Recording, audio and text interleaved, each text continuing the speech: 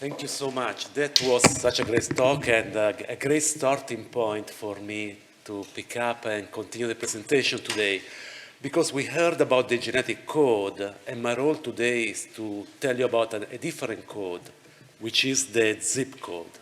We worry a lot about genetics and genetic code, but if we look at what determines health, what is the strongest determinant of health in our life, the zip code comes out on top. For instance, just here in New York City, Manhattan, you might walk across the Upper East Side, and if you're born there today, your life expectancy is going to be 85 years of life. If you're born in central Harlem, you're just a few steps away, your life expectancy is going to be 75. We are neighbors, but we don't share the same health. And this is even more dramatic for cancer. And what I want to tell you today is that, of course, the environment in where we live is very important. And up to 90% of cancer is attributable to environmental causes. The good news is that some of these causes, at least, can be removed. There are some that are much more structural, and we're going to hear about those, and hopefully we can remove also those over time. But some are easier to identify. And the one we are working on in my lab are chemicals. So why do we care about chemicals? We care about chemicals because we live in a world that is filled with chemicals. I'll give you some numbers, don't get scared. There are about 3,000 new chemicals that are introduced, brought to the market in the United States every year. In total, old and current chemicals, we produce or import about 9.5 trillion pounds of chemicals every year in the United States, which if we divide those by 300 million of us and some, it's about every year 30,000 pounds of chemicals that are introduced in the United States in our environment, which is mind-blowing. So what we are doing in my lab is to try to do something about this. We have a lot of technologies, very sophisticated and advanced, for diagnosing cancer. How about diagnosing chemicals? So imagine that we could fingerprint chemicals, and not just chemicals, everything around us, everything around the environment, whether it's social stressors, whether it's diet, whether it's physical activity, and chemicals that impacts our health and brings about cancer. So if we can do that with a drop of blood, whether we have a way to fingerprint each of these stressors, each of these risk factors that cause cancer. And there are ways to do this. This is a great challenge, but there are ways to do this. And the way we do it in my lab is by using epigenetics. So let me take here a pause and give my signature example explaining epigenetics, which some of you certainly have already heard. And in my example, this music score on the left is the DNA. And of course, the music score is a code that is going to give you a phenotype, is going to give you the performance you're going to enjoy. Just walk down, take the metro to Lincoln Center tomorrow and tonight, you'll have great options down there. But think about bringing me on the podium and be the director, or play the violin, or play the piano. You don't know me musically, but I can guarantee that will go very bad. It's going to be, and many of you probably who try to play instruments or do play instruments may relate to that. So this tells you, of course, something that we know all in cancer research, that there is a variation of how the genomic risk factors penetrate and how much they can bring to cause cancer. But here you haven't seen the epigenome yet. Epigenetics is not in the picture yet, because to take a look at the epigenome, you need to walk on stage, be allowed to look over the shoulders of each of the performers, and at that point you will see something more.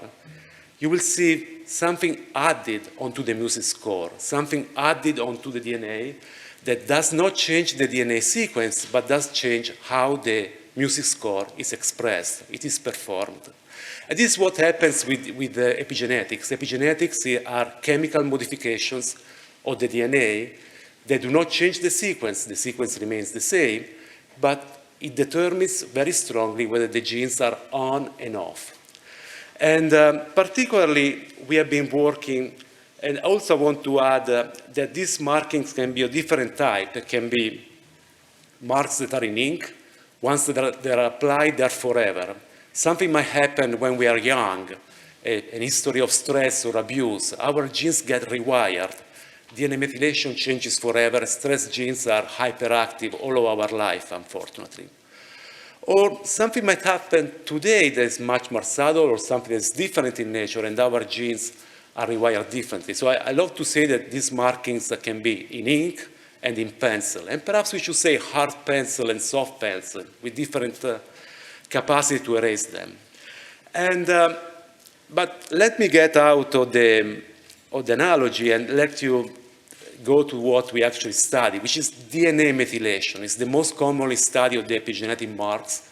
It's a chemical modification of cytosine bases that get methylated. The sequence remains the same, but when a gene is methylated, usually it's inactive, it's off. And this happens all the time in our life. It's an amazing system through which our bodies adapt to the environment and react to the environment. And this is the way our cells can really adapt to different environments. With climate change looming, this is one of the ways we hope we will survive. And of course, this is very important, but the way we access this in my lab is thinking that this becomes almost like a hard drive, with everything that impacts our body from outside gets written down. So the question is that if we have this hard drive with all this marking that tells us about exposure to air pollution, to chemicals, food, whether we're active or not, social stressor, can we access it and can we read it? And the answer, of course, is yes. We can potentially, we are working to develop simple tests in blood, saliva, or anything else where we can read this hard drive. And today we can see whether people have smoked. We can tell whether someone is a smoker or not. And of course, more important, whether they smoked in the past, how long, how many years, how many cigarettes. There are algorithms to use DNA methylation and do that. And this is because DNA methylation reacts to all of these stressors. So here is what I think we could do. And I'm giving you a preview of the future, so be careful, take this with care. The future is unknown, and I don't have a magic sphere with me. But let's think about going to your doctor 10 years from now or 20 years from now. You will be bothered about your cholesterol. They will tell you have to cut back on Italian cakes, which I love very much. He will tell you that to walk more. But in addition to getting your cholesterol, your sugar tested, your doctor will be able to tell you about your methylation profiling.